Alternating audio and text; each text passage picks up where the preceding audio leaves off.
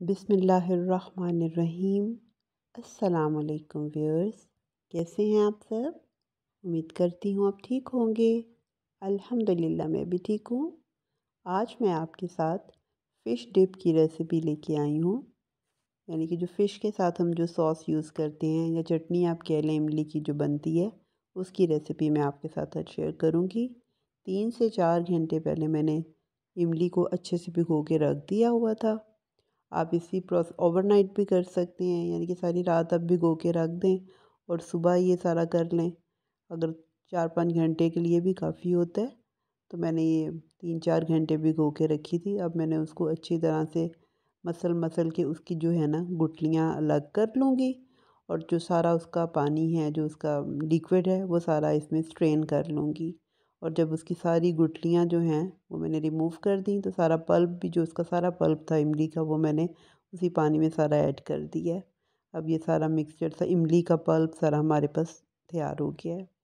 अब इसमें थोड़े से मसाले जो डलते हैं, नमक डलता है 1 टीस्पून, क्योंकि 250 ग्राम इमली थी तो उसके हिसाब से ही मैं सारी मसाले जो यूज़ कर रही हूँ। और 1 टीस्पून ही मैं इसमें काला नमक डालूँगी, यानी कि दोनों सॉल्ट डलने हैं, नमक और काला नमक। अब इसमें हम ज़ीरा डालेंगे, सफ़ेद ज़ीरा, वो भी 2 टीस्पून है। आप अकॉर्डिंगली कर लें, अगर आपके पास क्वांटिटी ज़्यादा है तो आप, अगर आधा किलो है तो आप उसके हिसाब से कर लें। मेरे पास तो 250 ग्राम है तो इसलिए मैंने 2 टीस्पून्स डाले हैं सफ़ेद ज़ीरे के। और 2 ही टीस्पून्स मैंने जो साबुत धनिया होता है उसे कूट के और चॉप कर लिया, रोस्ट करके और चॉप कर लिया हुआ है, उसके 2 टीस्पून मैंने डाल दिए हैं। और 1 टीस्पून मैं इसमें चिली फ्लेक्स का डाल दूँगी, यानी कि जिसे दड़ा मिर्च भी कहते हैं या दादड़ मिर्च जो कहते हैं, उसका 1 टीस्पून मैंने डाल दिया है। अब सारे मसाले जो हैं ना वो हमारे इसमें मिक्स हो चुके हैं। अब इसमें चटनी जो है, एक जो मिंट की चटनी होती है पुदीने की, जो हमारे घरों में बनी हुई पड़ी होती है, पुदीना, धनिया, हरी मिर्च, वही चटनी मैंने इसमें थोड़ी सी ऐड कर दूँगी। आप, अगर आपके पास है तो आप वही यूज़ कर लें, नहीं तो आप थोड़ी सी बना लें। जब हम फ़िश फ्राई करते हैं या बेक करते हैं तो ये चटनी साथ बना लेते हैं इमली की, तो या रायता भी बनाते हैं तो पुदीने की चटनी वगैरह हम उसमें डाल लेते हैं। तो उसी तरह वही चटनी हम इसमें भी डाल लेंगे थोड़ी सी। थोड़ा सा इसमें हमने ब्राउन शुगर या दूसरी चीनी अगर आपने डालनी है तो वो डाल लें।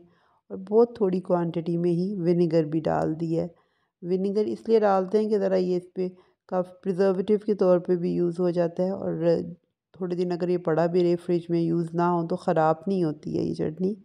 वैसे तो इमली भी खट्टी होती है, पर हम उसको टेस्ट भी थोड़ा सा आ जाता है और थोड़ा प्रिजर्वेटिव के तौर पे उसको यूज़ की है। तो ये मेरी चटनी जो है वो रेडी हो चुकी है। बहुत ही मज़े की बनी थी, खट्टी मीठी सी। फ़िश के साथ जब भी आप बनाएं, आप ज़रूर इसे ट्राई करें इस रेसिपी को। अगर आपको मेरी रेसिपी पसंद आई है तो ज़रूर फीडबैक दें। अल्लाह हाफ़िज़।